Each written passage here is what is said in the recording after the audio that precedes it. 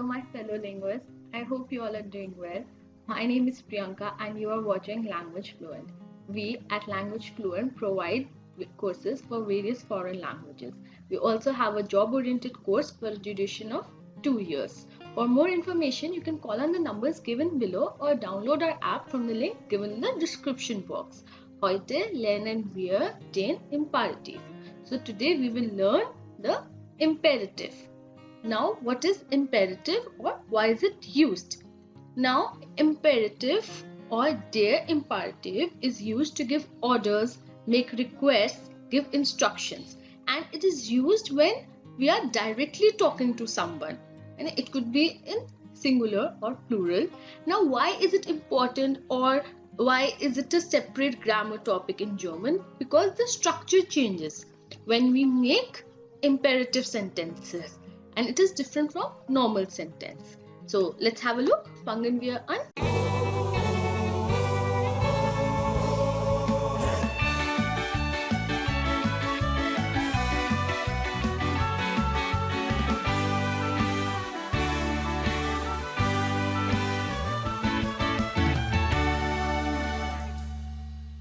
Now first we will learn how to make imperative with 𝙤. Imperative mit 𝙤. Now 𝙤 is you formal. Now if I have to say go left, so I'm instructing somebody to go left. I will say gehen Sie links. Gehen Sie links, which literally means go you left. Now what am I doing? I am placing the verb at the first position, then my personal pronoun, and then the rest of the sentence. So, just like in our question, our verb comes at the first position. In imperative sentences, our verb comes at the first position. So, gehen Sie links will be literally you go left, and we can just translate it like go left, or fahren Sie rechts, which means travel right. Or travel on the right, go to the right.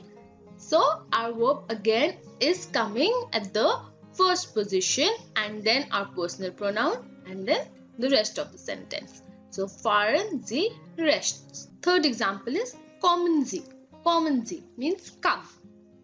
You're asking somebody to come here or come there. So come here will be kommen Sie here, right? Again, our verb is coming at the first position, followed by our personal pronoun. So, gehen Sie links, fahren Sie rechts, and kommen Sie. Next, we will see imperative mit du. So, du means you in an informal way. Now, it is different from 𝙤, and the imperative sentences are formed differently. Let's have a look.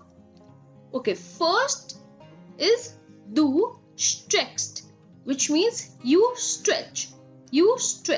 I have to make it in an imperative sentence. Like I have to say you stretch your arms out, or you stretch out your arms. Now what will I do?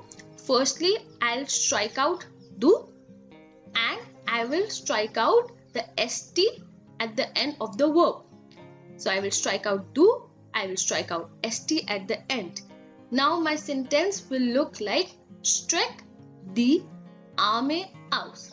Streck die Arme aus, which means you stretch out your arms, or you stretch your arms out. But we do not write you, we do not write the ending with du. So our sentence will be just streck die Arme aus. Stretch your arms out. Now I am giving an order, or I'm instructing, and I am addressing it directly.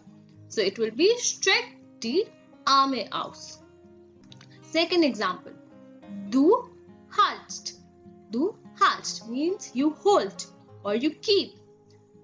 If I have to change it into an imperative sentence, I will strike out du, I will strike out the ending st, and the verb will be now halt, followed by rest of the sentence. In du also, our verb is at the first position. So halt den Rücken gerade. Halt den Rücken gerade, which means keep your back straight or keep the back straight. Now literally it means you keep your back straight. But in German, the imperative sentences, we do not write du or we do not write the ending with du. So it will just be halte den Rücken gerade. So while watching this video, halte den Rücken gerade means keep your back straight. Next is du gibst. Du gibst means you give. You give.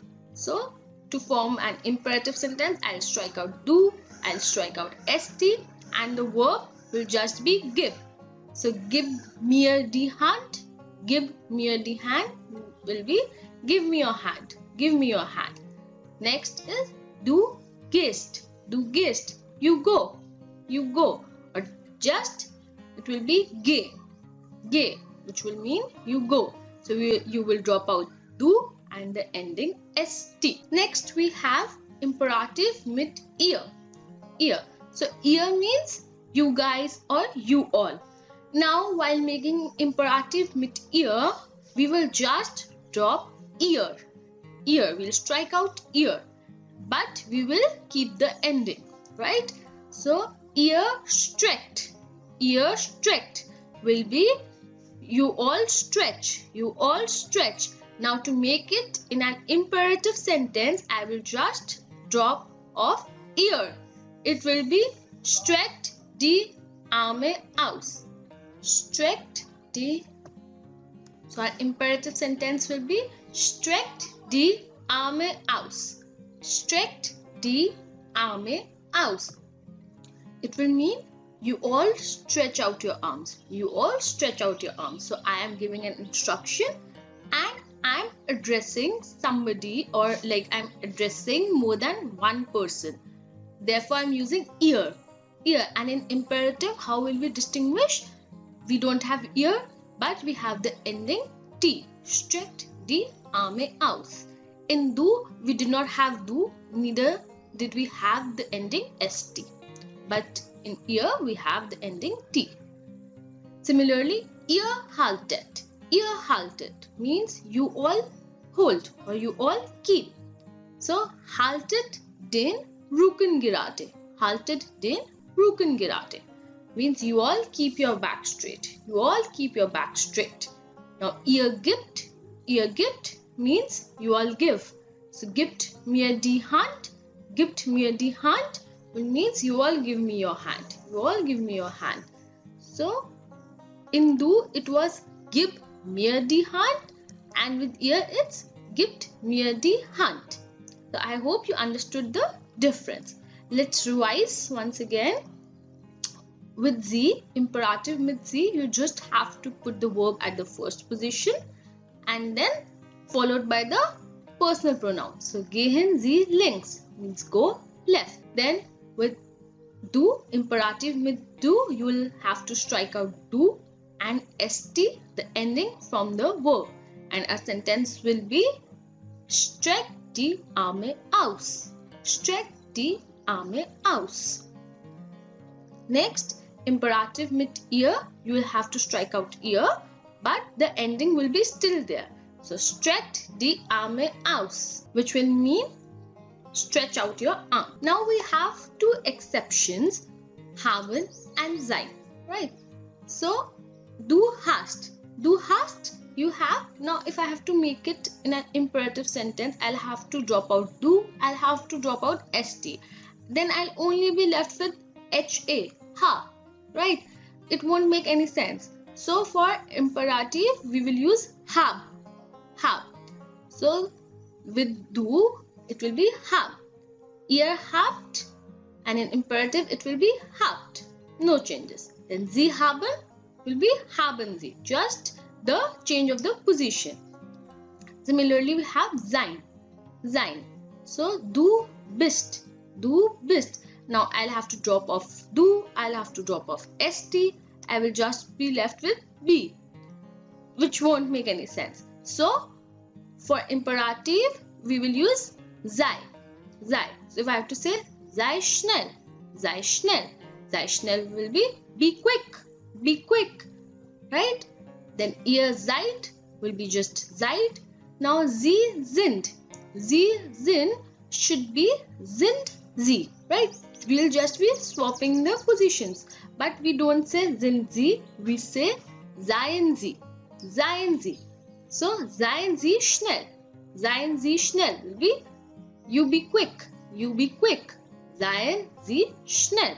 So these are the two exceptions we'll have to keep in mind. I hope you all enjoyed the lesson. For more such content, don't forget to press the bell icon on your YouTube app and never miss on our updates. Language Fluent also provides translation and interpretation services. See you all next time. Danke. Tschüss.